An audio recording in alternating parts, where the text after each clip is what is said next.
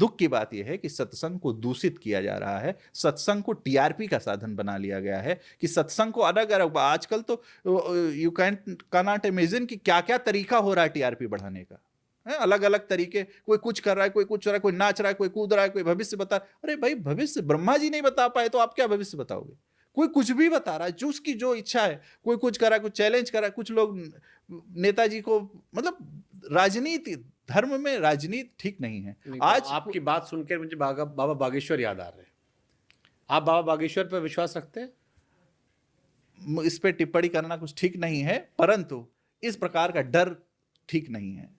आप देखिए, आप एक किसी एजेंडा मत लीजिए, धर्म को एजेंडा। उनके अनुयायी कहते हैं कि बालाजी की शक्तियां उनके अंदर है, उनके गुरुजी भी करते थे और उस इलाके में कई और लोग भी हैं जो वही काम करते हैं, जो आपके मन में क्या चल रहा है बता देते हैं। तो फिर आप मानते हैं कि ऐसी शक्तियां होती हैं? तो फिर ब्रह्मा जी का काम ही खत्म हो जाता। तो फ्यूचर, ये सबको फ्यूचर बता देता, तो फिर आदमी प्रेजेंट में काम क्यों करेगा? तो आप यदि आपका भाई यदि पढ़ रहा है, अच्छे से पढ़ रहा है, उसको आईएएस बनना है, और यदि मैं आकर के अभी बता दूं कि नहीं भैया अभी डॉक्टर बनेगा, आईएएस नहीं बनेगा, अब पता चला उसका इंटरेस्ट आईएएस में है, आईएएस भी छोड़ दिया और डॉक्टर में नहीं था, डॉक्टर में कहने पे पड़ गया, डॉक्टर भी नहीं बना, उसका फ्यूचर खत्म हो गया। नहीं तो फिर जो उनके यहाँ वो लाखों लाख लोग जा रहे हैं, ये क्या करो? वो डर से जा रहे हैं। ये कैसे आप कह सकते हैं? ये डर से जा रहे हैं। कैसे कह सकते हैं आप? ये लोग उनके प्रशंसक के सवाल पूछेंगे कि हो सकता है वो आपको गलत कहें। भाई, मैं किसी को गलत नहीं कह रहा हूं। ये जीव का स्वभाव होता है भविष्य को जानना। हर कोई ये चाहता है कि मैं कल क्या होगा ये जान जाऊं। ये मानव का स्वभाव है, और वो उसी के डर का फायदा हर लोग उठाते हैं।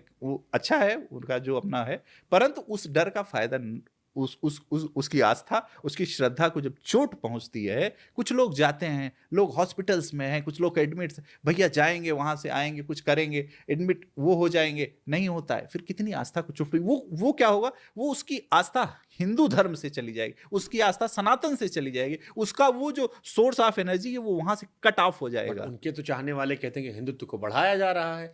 आज पहले 1 लाख लोग आते थे, आज 4 आते हैं। अब वो कहीं ऐसी जगह जाते हैं जहां लोग इकट्ठा नहीं होते थे, वहां भी 10-15 लाख इकट्ठा हो रहे हैं। देखिए, हिंदुत्व वोट बैंक के लिए नहीं बढ़ा है। हिंदुत्व कोई वोट बैंक ना बनाया जाए।